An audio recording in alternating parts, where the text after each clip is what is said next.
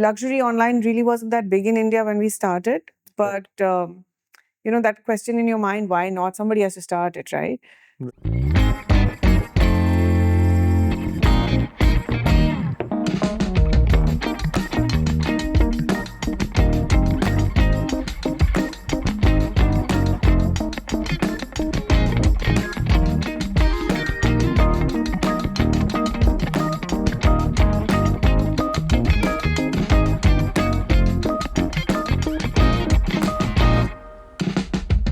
Some people build businesses and some build entire worlds. And today's guest has done just that. Joining us is Astha Khetan, the force behind the House of Things, a platform that feels more like a treasure trove than a marketplace. From the vibrant streets of London to the regal charm of Udaipur, Astha's journey has been anything but ordinary. With a deep-rooted love for craftsmanship, a marketer's mind, and a curator's eye, she's created a space that connects heritage with modern design in the most soulful way. She's a mom, a maker, a dreamer.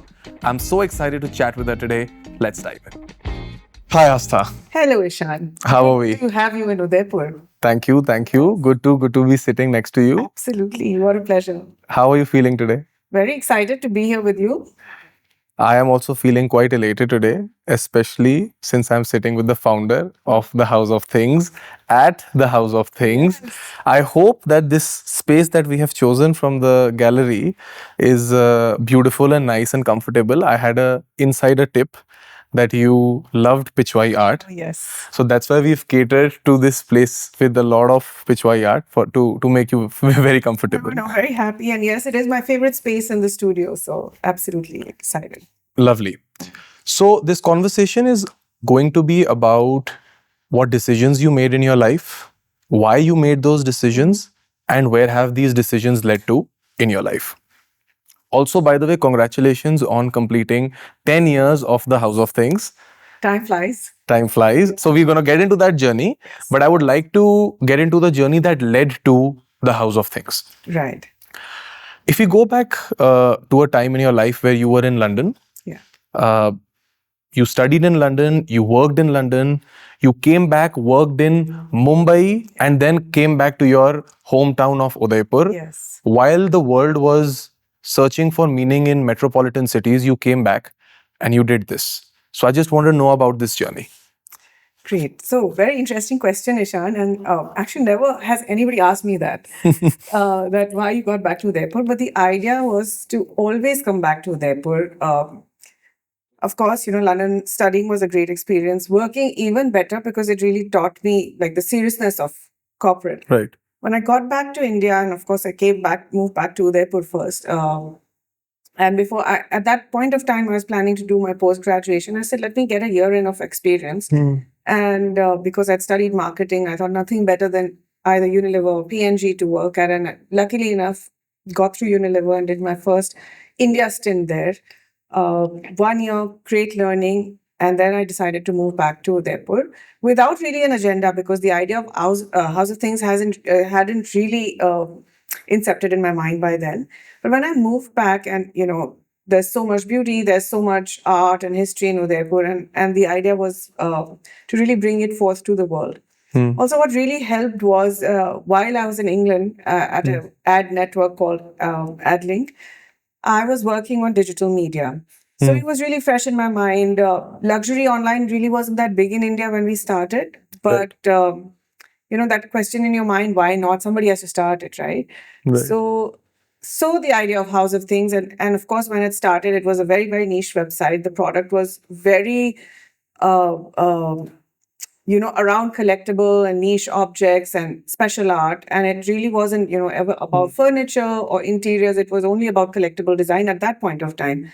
Of course. So this was started around 2014 or 15? 2014 end. Okay. Yeah, so of course, we started working around 2014 beginning, but the website launched around 2014 end.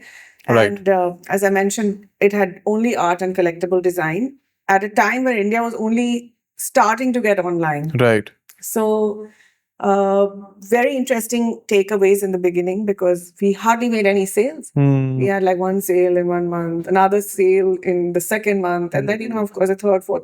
We decided we really need to expand the product base as well as, sort of bring down the pricing of the product that we have on. So, of course, we decided that the idea will be beautiful objects, no matter what the price point. So the curation has to be really tight, whether it's a 5 rupee thing or a 5 lakh rupee thing, to make sure it's the best in its class. And I think the curation is what we've sort of stood through since 2014 to now.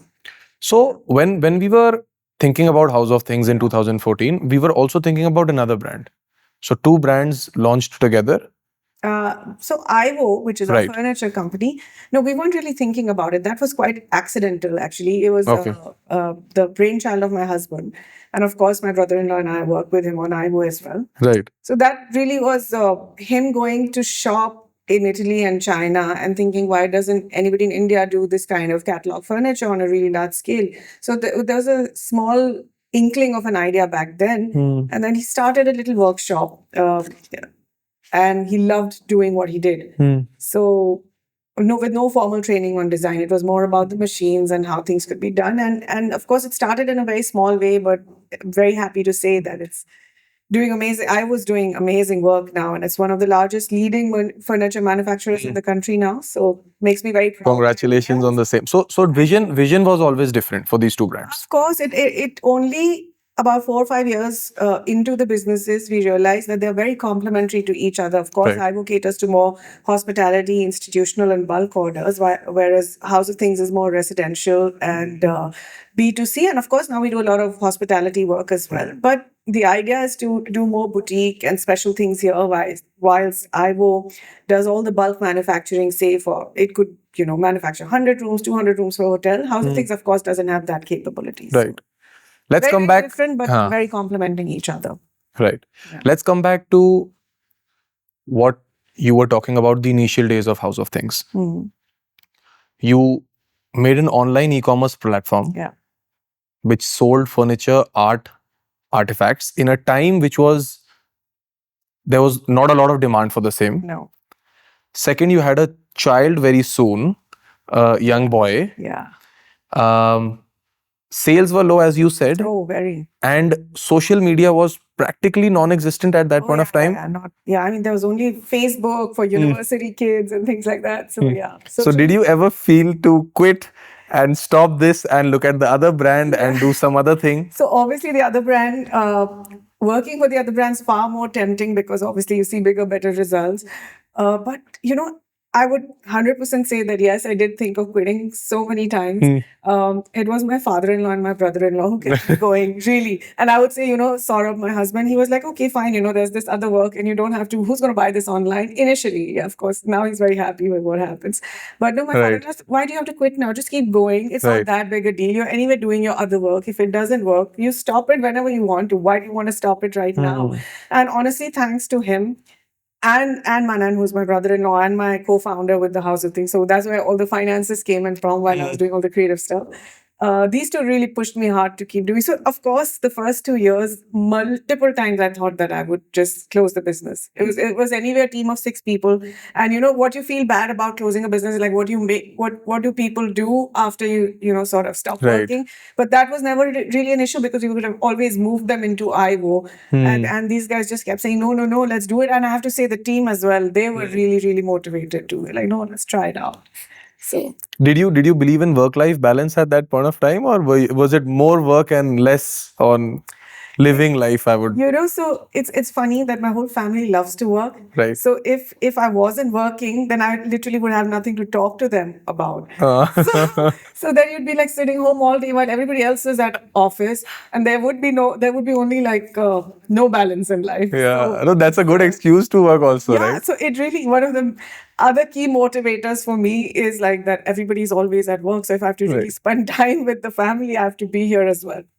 So what were the learnings or the understanding of the challenges that you overcame? How did you overcome those challenges of sales were low, and what were the learnings at that point of time?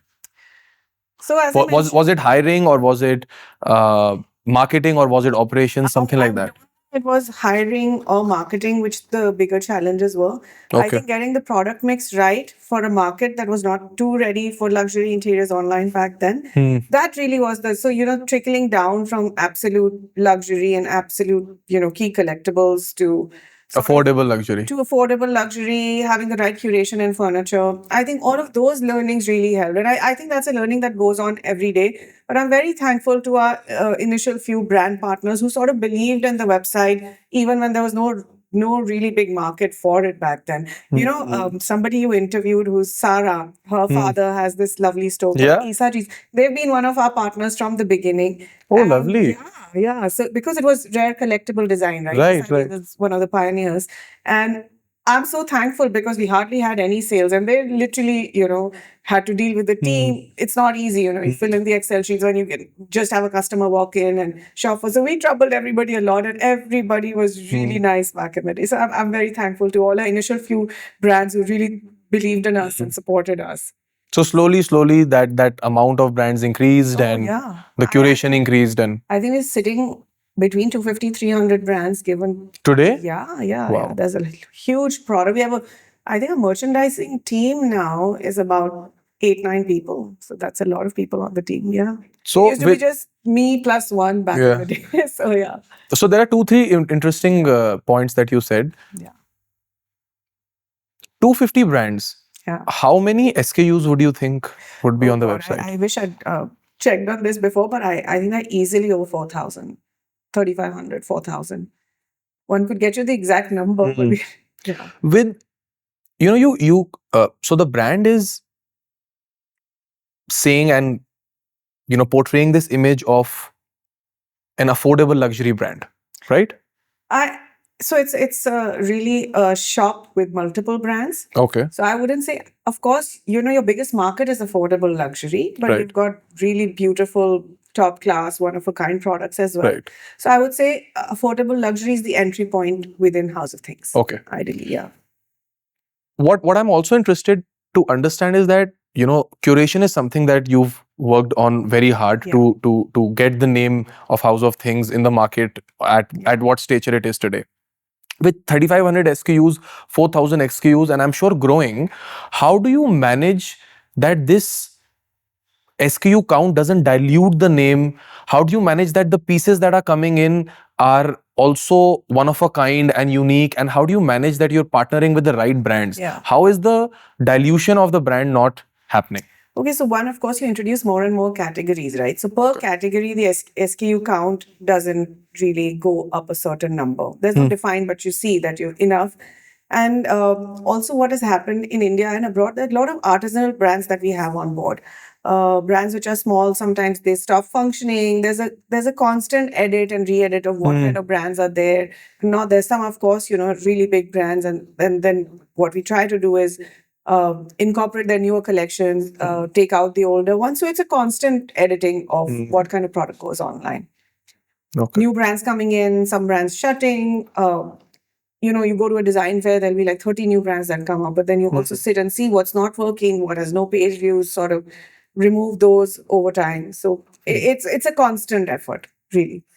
Who takes the constant charge of looking at what is being on the website, put on the website? Who is are you involved in the day-to-day aspect of it, or do you broadly have a look at this is what we're tend partnering to on? see, I'm marked on all merchandising emails just to have a glance. Now there's so many that it's impossible to see everything. Right. But the team's led by this very talented girl, Ikshita, who's got great taste. And anywhere where she's confused, of course, we all discuss. Wherever the team's confused, we all discuss. And overall, of course, I have a look. But they're pretty much on their own otherwise. They're doing a great job of, Right. sort of carrying forward what we really stand for. So I believe that the essence of the design philosophy that the House of Things has carried, which you also have in mind, was very diligently conveyed to Ikshita and the team, and that is how they do their procurement. Although and I think this merchandise. team's hiring is the most tricky for us because while merchandising is also about negotiating the right margins, etc., it has to be with someone tasteful and also the tastes which are aligned with House of Things, right? So hiring and it's a very qualitative job in hiring the merchandising team. So one cool thing I was wondering about was that, I'm sure you must get inquiries from clients saying that, okay, this is the vibe of the space that I have, and I'm looking for these items. Please suggest and help suggest. So your designers in-house or your stylists have to be that creative and has to have that knowledge of what to pick from an SKU count of 4,000. Oh, yes, absolutely. And, very interesting that you asked this because, I found that we were getting a bit repetitive on our selections because they're so used to picking up certain things. Right. So we actually very recently have introduced an internal AI tool, which sort of puts in everything on the everything that's being loaded on the website comes on the back, and it's an image and sorry, what do you call that? It picks up the right image and anything which is similar to the image, and then there are categories like contemporary, traditional, etc. So the team's actually working on filling in all the data because it only learns and gets better. So yes, we're trying to incorporate that tool where actually similar suggestions will show up on the back end for these designers to pick and pitch out to the client, because it's impossible for any person to remember the amount of SKUs that we have on the exactly website. That's what I was thinking about that, and great job. It's a very valid question. I'm happy you asked it. And it is hard work, and we're trying to now use AI for this. No, I'm glad you're using AI for this because it's the new thing. It's a tool that's still, sort of it's learning and it's getting better by the day. But we've just started about 2 months ago. Lovely. Yeah. When we talk about the House of Things, so it's a platform which is bringing the end consumer and the designer / the manufacturer closer. Yeah. I know that you believe in scaling.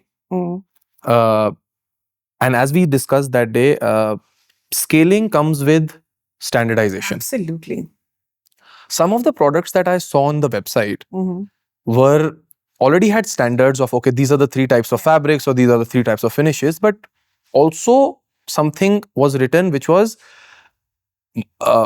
another level of customization, or more customization can be done if you have more inquiries, or we can connect with the brand. Yeah, just call us. Yeah. Is that a difficulty for scaling?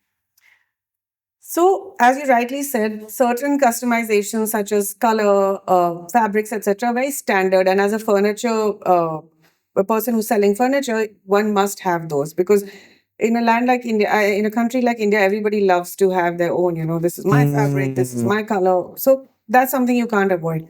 But the minute somebody's asking, oh, why don't you make this chair 2 inches taller, or make the back a little, more deep, etc. It's a pain. Oh no, and ergonomically, it's a challenge. What really sometimes the end consumer doesn't understand is, to make a chair is one of the most difficult things in furniture manufacturing, right? And of course, also not just our private label, there are multiple brands.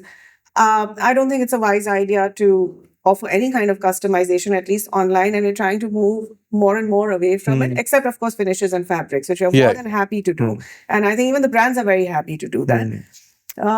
Currently, also, a chunk of our business comes in from projects, right? So in India, of course, projects demand all kinds of customization. But as our standard offering is increasing day by day, that amount of customization for us is reducing in terms of development of new products. Right. And also, and correctly, and I would say rightly said that if you don't have those kind of standards and if you don't follow, it can be a pain for the company. It's impossible then to grow the company. Then you're like a boutique store selling pieces out of that. Right. So if you have to scale up, you really have to move away from lots of customization. Yeah. And I'm sure it also brings the designer or the stylist in between a lot of pain, because then the coordination has to increase, and all of these things also have to increase. Scale up, it's impossible. You will make that mistake somewhere or the other. And how many teams can you train? Because it requires a lot of thinking and the right pieces.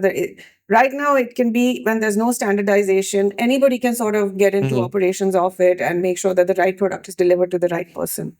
Right. So, I mean, that's what you need to really work on. Teams are suggesting not to get it too customized, or are teams saying that, okay, customize from the standards that we have already given you, or are they preferring? Ideally, that's what they would like to suggest, and then depending on the client and how big an order is being placed, etc., one could always decide. But most of all the teams are the business development and the order processing teams are instructed to avoid customization as much, besides the standard things that I mentioned to you. I had a interesting theory. Mm. In a day and age where a lot of people who are in business are not very happy showing their secrets, Mm. uh, House of Things clearly mentions the names of the brands that they are working with, right? One can also think about getting to know a brand Mm. from the House of Things. Mm. And since House of Things does not have the full catalog at that point of time, Absolutely, yeah. maybe contact the brand directly, and that sale can be lost by the firm. Yeah. How does one tackle that? So, Ishan, as you know, we are now very soon starting working with your company as well. And this is the exact same question that your dad asked me too. And one must never, I told him, I said, ultimately it's the ease of a customer and you can never control who the person is buying from. But if they're happy dealing with our teams, getting multitude of brands and objects in one place, usually somebody who's like saving on time, looking for convenience, they'd be very happy to go ahead. Right. Because of course this team is providing the full service as well. They'll get all your catalogs, the price, as promised by most of our brands, and everybody's really ethical. So I don't think I've had a bad experience in that sense. There's price parity, whether you're buying it from here or there. So usually a customer doesn't go away. Of course, there must be incidences where somebody has, and you really can't control it. It's an open market and one could buy from wherever, right? But in general, it's really your service and your offerings that need to stand out, and your end client needs to see value in that. So I would say we're doing a fairly good job. If a client wants to inquire about other pieces which another brand has or may have, then they've come to you. Do you assist in that? Of course, we do it all the time, and we have a lot of conversions with other brands. In fact, we are happy to, because sometimes we are not. So again, back to your standardization question, the idea is to whether produce a new thing or choose it out of maybe your similar products that your brand might have. Right. What is easier is you like ask your 10 brands who have similar pieces, who could do it, who has similar, and pitch those rather than sitting down, getting to the drawing board and getting, luckily or fortunately, it so happened that we have House of Things and Ivo, which is a furniture manufacturer. But when House of Things started, there was no Ivo. Right. So the premise would have then always been to go to your brand and see what best they can offer, right? Ivo just happened to be. So that's true. Yeah. What you said about being a one-stop shop actually resonated with me, and now that I think about it, if you're in London and you want to go shopping, then you go to a mall rather than individual stores. Of course. Unless you're really wanting for specific collections. It's the same thing. Why would you shop at a Harrods or Selfridges where you could go to New Bond Street and go to all the flagships, right? It's a matter of convenience versus the variety of choice. So right. The biggest homes are not in Udaipur. The most amount of architects that are doing large scale projects or any kind of projects are not based off Udaipur. Yeah. What was your intention of opening this large flagship gallery in Udaipur? Okay. So, of course, thanks to Ivo and what we've been doing at House of Things, really sort of piggybacking on the people, the amount of people that visit here for projects, and also as an experiment to really start what we already had a lot of products sitting in the warehouse. We said, okay, let's start our retail experience or this experience center here for everybody who's coming down to shop for projects to, at least experience what we do. B, a lot of tourists come down to Udaipur all the time. So, even as a destination store, there was really nothing except one or two very beautiful places, but not as many I don't think the number matches the amount of tourists that come to Udaipur. So we really thought it'd be a good starting point for us. Of course, the idea is to maybe be in one or two more, metros and bigger cities, and hopefully soon. But Udaipur anyway is serving us very, very well with the purpose of, people coming in, loving what we do, and usually or more often than not always translating into a big sale. No, I'm So, glad that that's yeah. the response you've received, because it's Absolutely. not been a long time that this has been open. Oh, no, not at all. 8th March, you were here, so Yeah. not too long. No, but it's happy. We are loving the response, very happy with the feedback.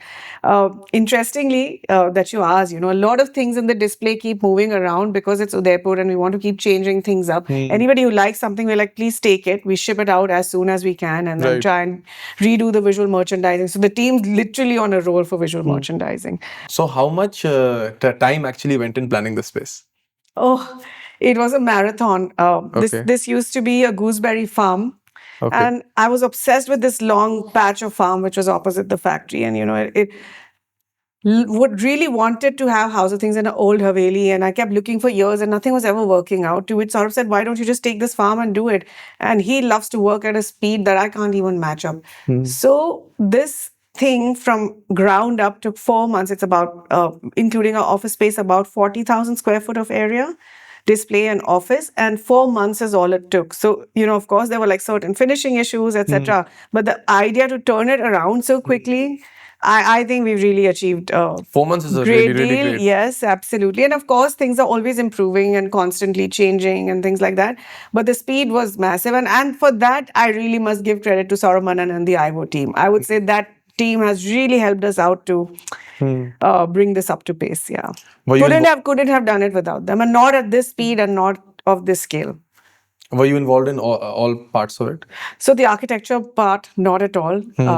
We are a lovely team called Taro Collective. There's an Italian boy, Federico, and Shika, his partner. So they both really helped conceptualize the architecture, but it was Saurabh and them at a breakneck speed. But of course, all the interior planning, etc. It was entire House of Things team, different departments, like the fashion department was done by my very old colleague Shafali. She helps me out she in fact leads the creative direction for ERA. So fashion was her. Then in terms of styling, Kirti, who's our lead visual merchandiser, he planned a lot of areas on the display, what goes where, etc., what brands go where. There was for the event. Before the launch, we had a lovely stylist by the name of Divya who helped us sort of conceptualize a lot of areas as well. So it was really teamwork. I wouldn't say it was me alone or just the House of Things. It's a lot of people coming together to get this space up. Yeah. What was your inspiration behind the curation of this space? For this particular space? The layout of the space. So the layout of the space, we really wanted different themes and multiple brands to really basically like a mood board come to life. As you go to a house, right, it would never be like one brand and all of its objects in one place, right? So we decided that we'll go by themes, say, a Pichwai room, which is more colorful, India eclectic. Then there's like a gentleman's very moody dark brown room. So the idea was to go very thematic and pull things from different brands to make a very cohesive look. And the rooms that we see when one walks, across the space are very different. Oh yes, absolutely. All of them have different genres. Yeah. All of them have different products from different brands. Absolutely. It's also a good idea to lay them out with other products. Absolutely. Not like this is a area where only, I think that acts as a really good inspiration for all our buyers. Right. And they, sometimes come and say, oh, we love it as it is, and why don't we take the whole setup and set it? And it has happened multiple times, and it gives me so much joy because, all this effort that's going in, if people really appreciate it, then you're doing something right. So, yeah. What would you say is your design language? My personal design language, exactly where we're sitting. Lots of color, eclectic, bit of maximalism, but I love a lot of contemporary art as well. So mixing contemporary and Indian is what really I would say. You use the word India modern often. Yeah, India modern because I think that's a style language which is really evolving. You would see people in New York doing India modern now. That is, we've really come somewhere. I think we've got the best craft, the best colors, very intricate design within decor and furniture. I think blending all of that together is such fun. I will add one more line. So one of our tastemakers for the launch, in fact, was Feroz Gujral. Yes. And I think she has done such a fabulous job of, putting forward India modern in a very eclectic way. I mean, she used a pink dining table in one of her looks. I would never, ever imagine doing that, but it looks stunning. So... Coming to your personal Yeah. design philosophy Yeah. and inspiration. How's your home? What genre is your Oh home God. then? You know, everybody asks me this and I get a good laugh out of this because it's like a frat house. I live with three men and they want to put their feet up on the couches all the time. There's, everybody at home loves poker. So there's literally like a poker party. So it's a very practical house, but I wouldn't say something for the books. So the new house is in the making and hopefully that will be very exciting. But the current one's practical. There's some good art in the house for sure. But other than that, it looks like a house made for boys. You're Out designing of the college. home, the new The one. new one, I have an architect in mind who I really want to work with. He's American and he Okay. does a lot of, the architecture style involves a lot of historical elements. His name is Peter Benoit and I'm hoping I have the good fortune to get him on board for our house. But yeah, hopefully soon. No, I would love to be involved in the design process, but I wouldn't say I'm an interior designer or even close to it. So yes, I pick beautiful objects, but I would love somebody else to put together the whole thing very well. Taking in extension this last line you said, Yeah, when we're thinking about the future, yeah. when we talk about the house of things, what future do you envision? Why will the Indian and international marketplace love a platform and adore a platform like this for times to come? Wow, that's a heavy one, but I have some ideas on that, and of course, this is something that's constantly evolving. But the end goal is that anybody in India, I mean, even like the affordable luxury and that market, if we could reach out to everybody's home with even somebody buying just like a 500 rupee thing from the house of things, and there's something for everyone. I feel that would really be the end goal to have that sort of reach. It would make me happy beyond. But other than that, just the accumulation of all these beautiful, well-designed things for a home on a website. And I like I said, I think the merch team and us are doing a fairly good job of it. Just makes it easy for people to come and shop for their homes, right? So why not?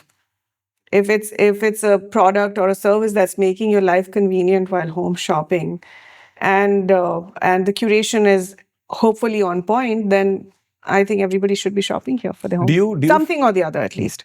Do you feel that there will be a cap on the number of either brands or the SKUs that you have, and that will just keep on rotating and revolving?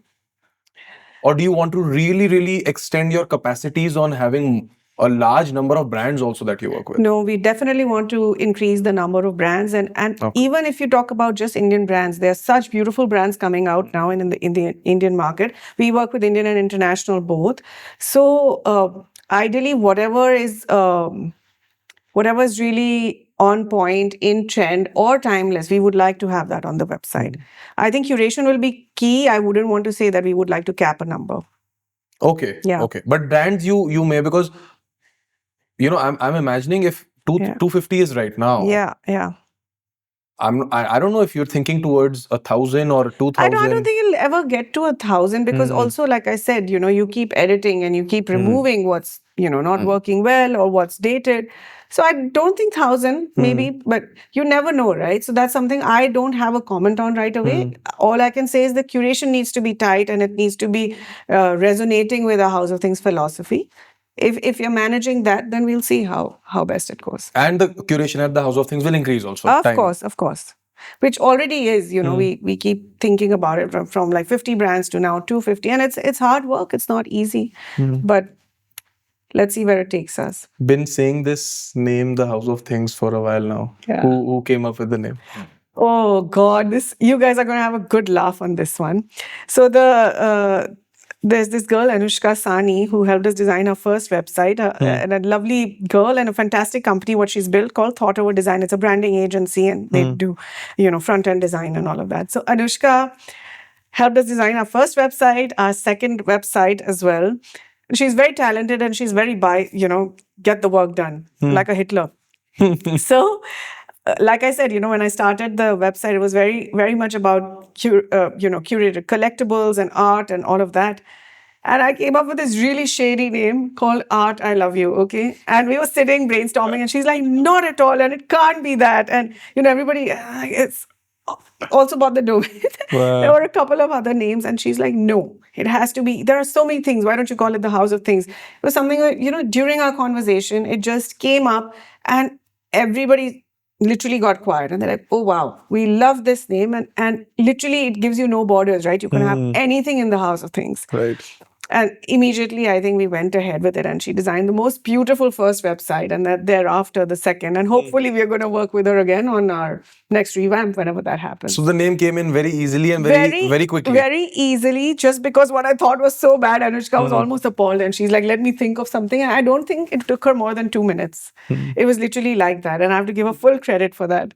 Every time somebody asks me this, and I laugh in my own mind and say, Krabin Art, I love you, and nobody would be buying shit from there. Was that one of the worst suggestions or what? Yeah, it was one of those. There were other better suggestions. So Art, I love you sort of just sticks. And you're right fresh out of really young, and you want something funky. And I was really into buying contemporary art that time. I thought it was so fun and funky. But I'm happy that we stuck to the House of Things. I love it. I think it really lets us experiments, and like I said, no borders. Right. Things could be anything. Let's move to the family dynamic. Yes. Through these highs and lows, Yeah. I'm sure that there must have been times where you leaned on your family's shoulders. Oh, yeah. All the time. How have they supported you in this journey?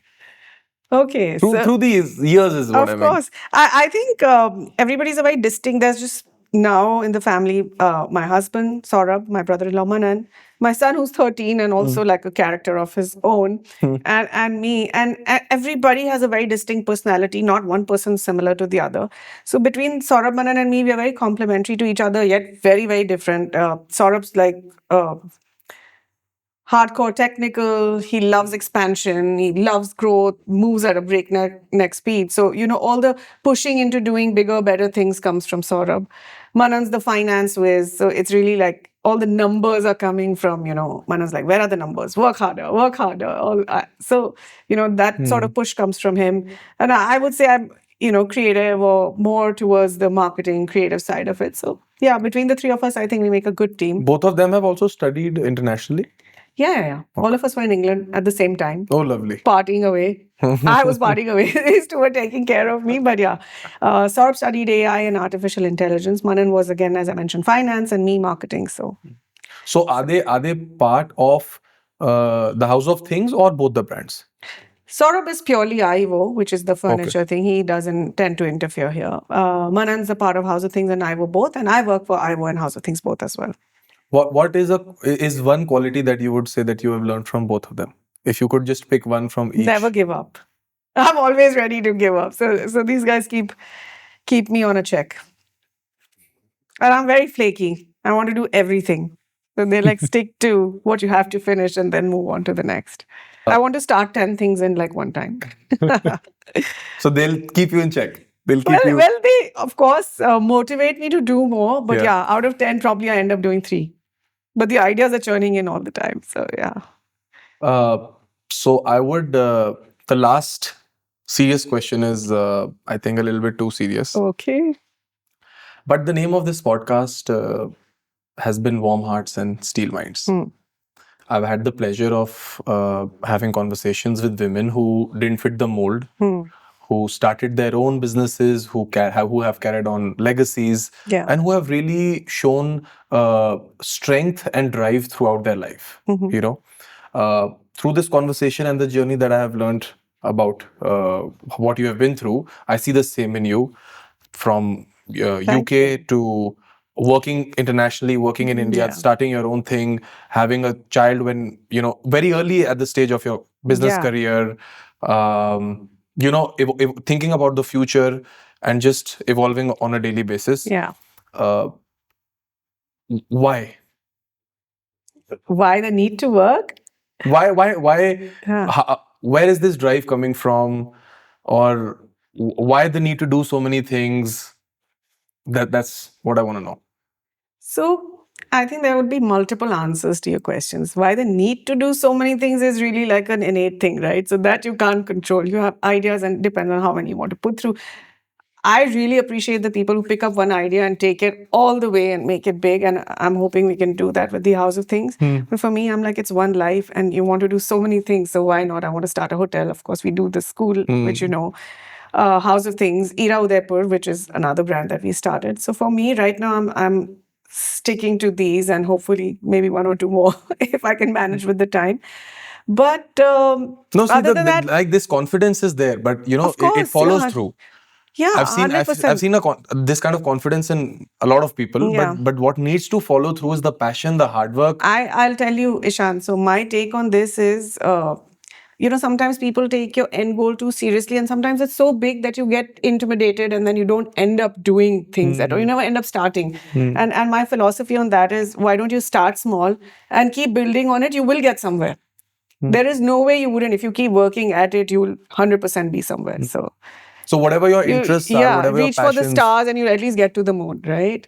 So 100%. I always tell people, if they have an idea, I'm like, start it. No matter if you fail, there'll be something else. There'll be another idea which will work better, and then maybe another idea which will work even better.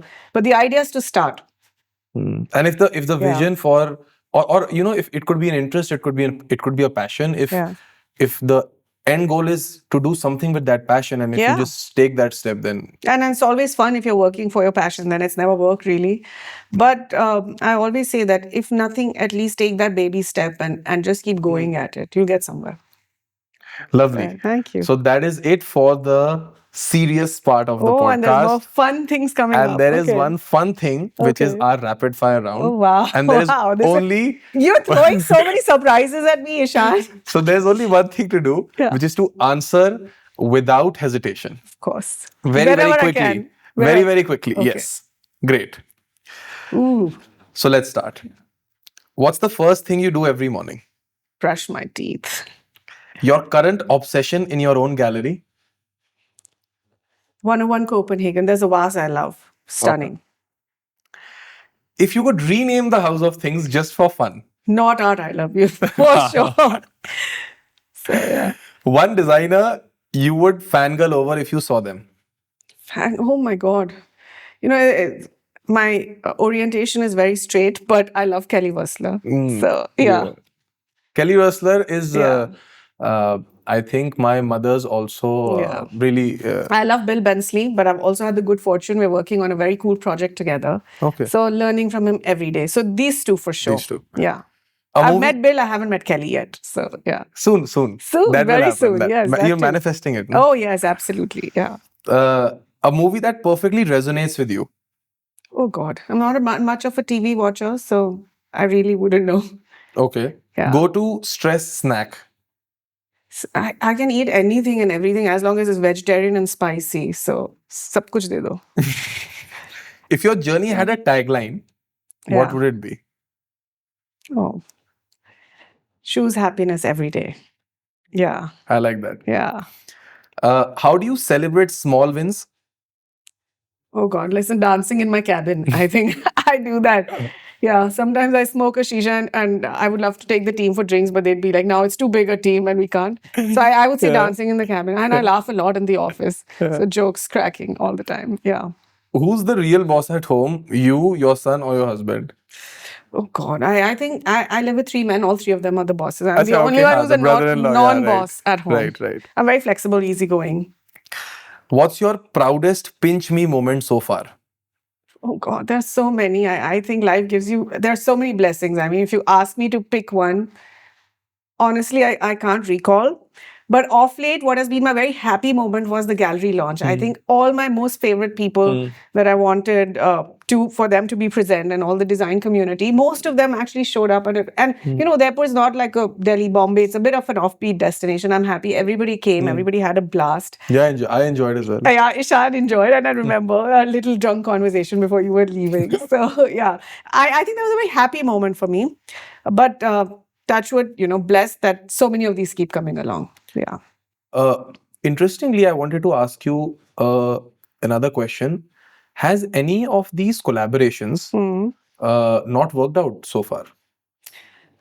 No, I think we've been very, very happy with the collaborations that we've done. Riya Kapoor, Ravi Wazirani, that was fantastic. Aesthetic that they brought forth, very true to themselves. Firoz, again, very colorful, very something that, we were admiring about her, came through very well. No, I've been very, very happy with all When our we talk about the collaborations. brand front, when House of Things is partnering up with any brand, Yeah. have some collaborations not gone well in that aspect? Not that I can recall, no. All our bigger collaborations have been fairly good.